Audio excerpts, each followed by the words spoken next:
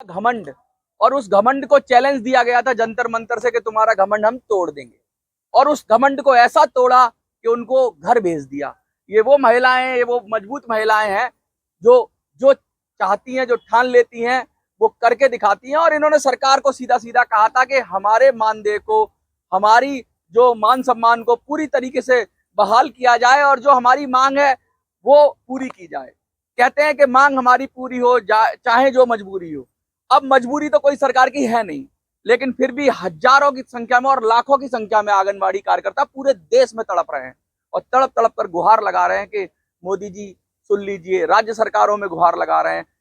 बहुत सारी बातें हो रही है। हम हमारे साथ राष्ट्रीय अध्यक्ष हैं गुलाब सिंह जी, अखिल भारतीय आंगनबाड़ी कर्मचारी महासभा के, लगातार जंतर मंतर पर धरना प्रदर्शन कर रहे हैं और सालों से ये आ रहे हैं। और हजारों की संख्या में आप देख रहे हो महिलाएं आती हैं यहाँ पर और अपनी गुहार लगाती हैं। सर, स्मृति ईरानी को तो मजा आप लोगों ने चखा दिया जो आप चैलेंज करके गए थे। देखिए, मैं गुलाब सिंह, राष्ट्रीय अध्यक्ष अखिल Bharatiya Anganwadi Karmachari Mahasabha, all India Anganwadi employees association. देखिए, मैं जो है पिछले 29 सितंबर 2023 को इसी जंतर मंतर की धरती पर मैं आया था। आपको बखूबी याद होगा, हमारे मीडिया के भाई भी यहाँ पर बहुत लोग थे, शासन प्रशासन सारे लोग का सहयोग रहा। और मैंने एक चीज कहा था कि देखिए, मुद्दे की बात जब यदि उनकी बात आप उठा दिए तो मैं पहले वहीं से शुरू कर देता हूं। वहीं से शुरू करिए। देखिए, मैंने कहा था बड़ी घमंड में उन्होंने एक अपने निजी कार्यक्रम अमेठी संसदीय क्षेत्र में गई थी और किसी हमारी सम्मानित आंगनबाड़ी कर्मचारी ने उनको जो है ज्ञापन दिया था।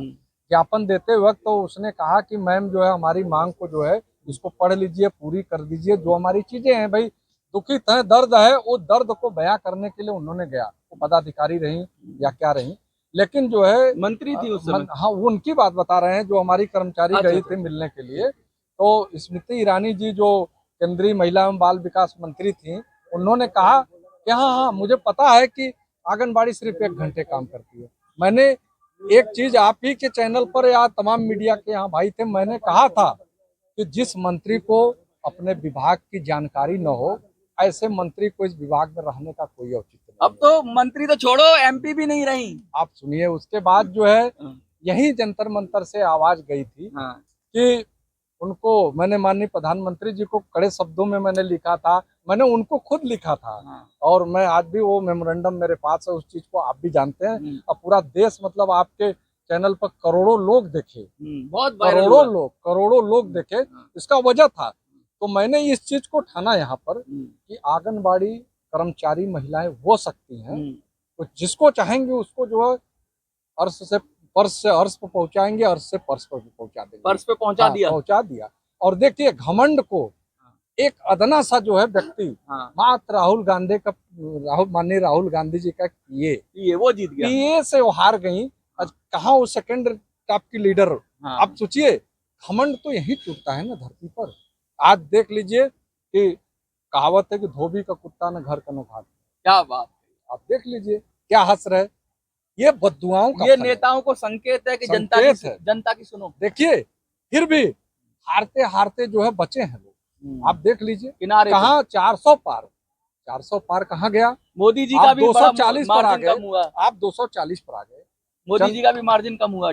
आप देखिए, चंद्रबाबू नायडू नहीं होते, माननीय नीतीश कुमार नहीं होते, और जो चिराग पासवान नहीं होते, ये लोग अगर मिल के नहीं तो ये सरकार कहाँ बना पाते।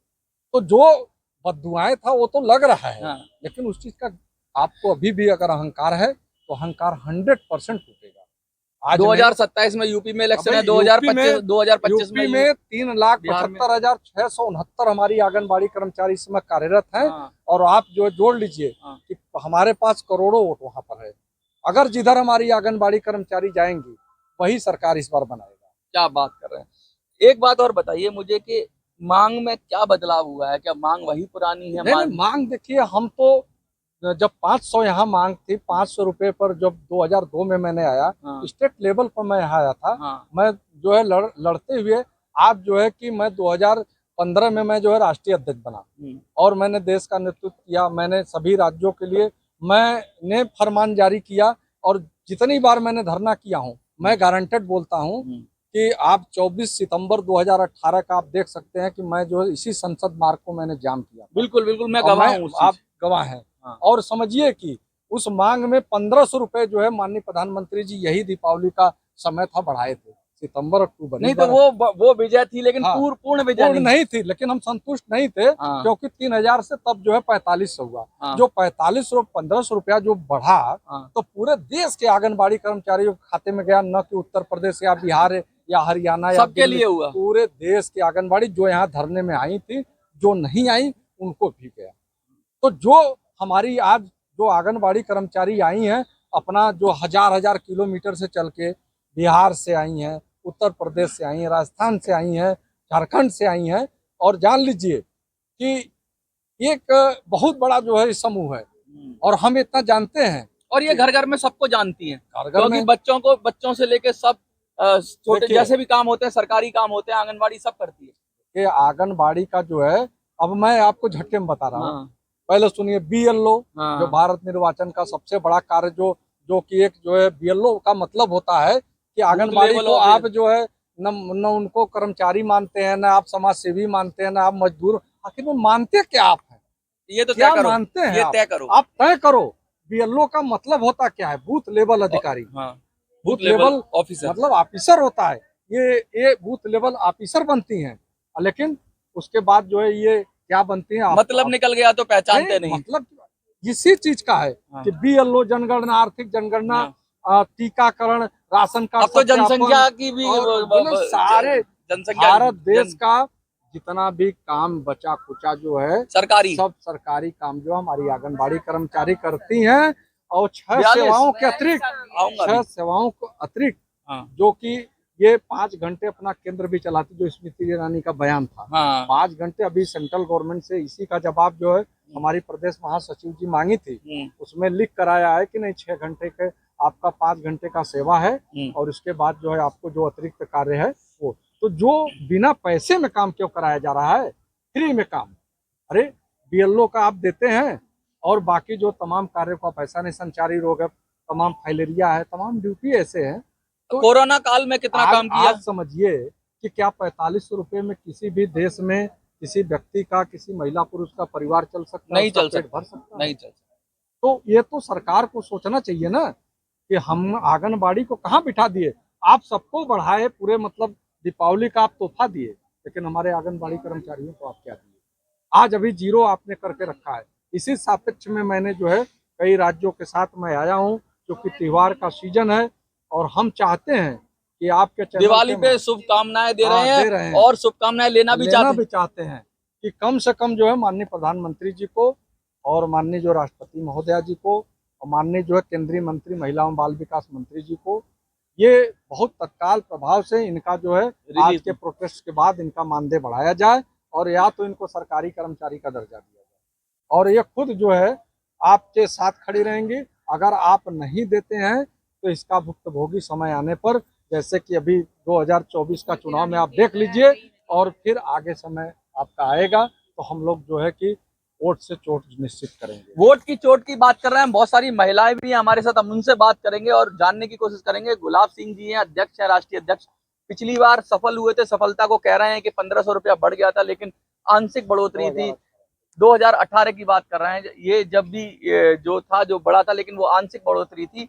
अब क्योंकि उस बात को भी मुझे लगता है 7 साल हो गए, 6-7 साल, तो समय की नीड भी है, जरूरत भी है, और पैसा बहुत कम है। हाँ, भीख की तरह वो दे दिया। जब आते हैं 1000 रुपया 500 रुपया दे देना क्या भीख है? हम और ANM दीदी साथ में बैठते हैं, उनसे कहीं ज्यादा काम करते हैं, लेकिन उनका वेतन है लाख रुपया, वहीं पर मेरा वेतन है 4500 रुपया। समान काम समान दाम, समान काम समान दाम तो बहुत दूर की बात है।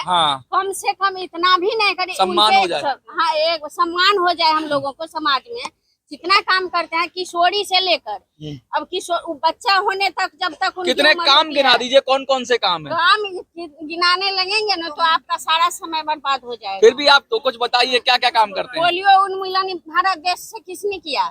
आंगनबाड़ी सेविकाओं ने किया। किसी तरह कहीं भी अगर गए तो गली गली जहाँ न जाए कोई गाड़ी सवारी, वहाँ जाए आंगनबाड़ी, जहाँ न जाए गाड़ी सवारी, वहाँ जाए आंगनबाड़ी। एक और हमारे पास आंगनबाड़ी कार्यकर्ता है, आप इधर आइए थोड़ा सा।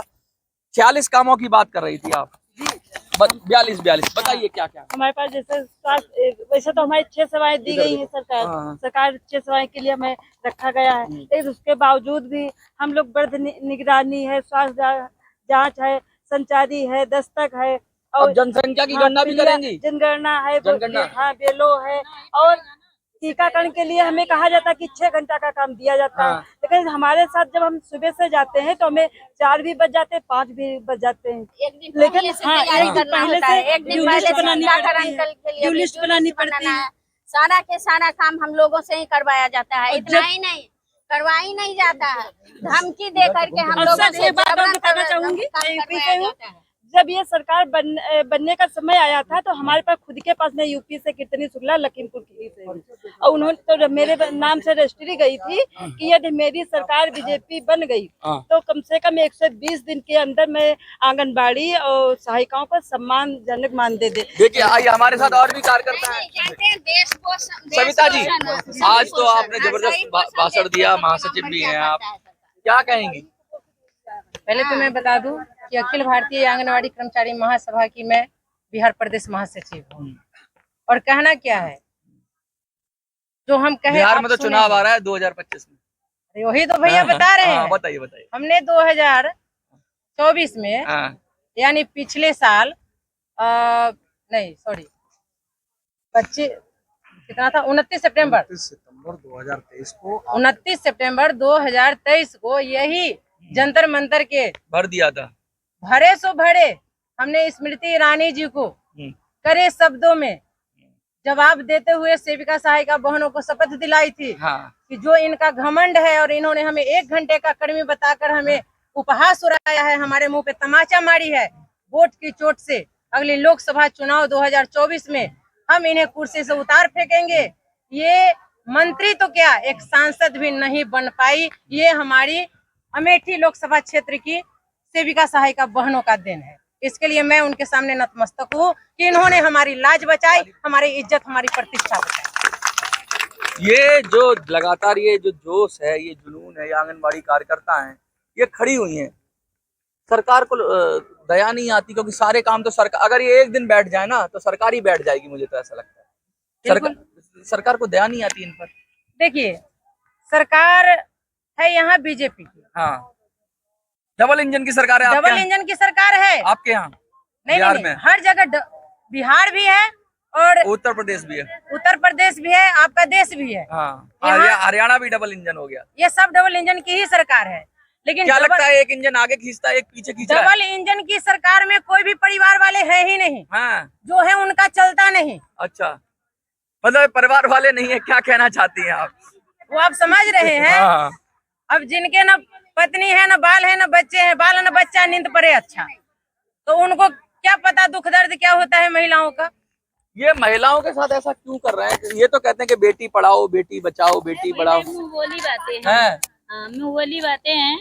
जो सरकार अपने मन गढ़ंत कहानी, अगर जो उनके कुछ परिवार होता उनको दर्द होता है, कहा जाता है सौती पीर कटौती का जाने, जो सवत होती है ना वो दूसरे बच्चे का दर्द नहीं जानती है, वही हमारी सरकार की हाल है।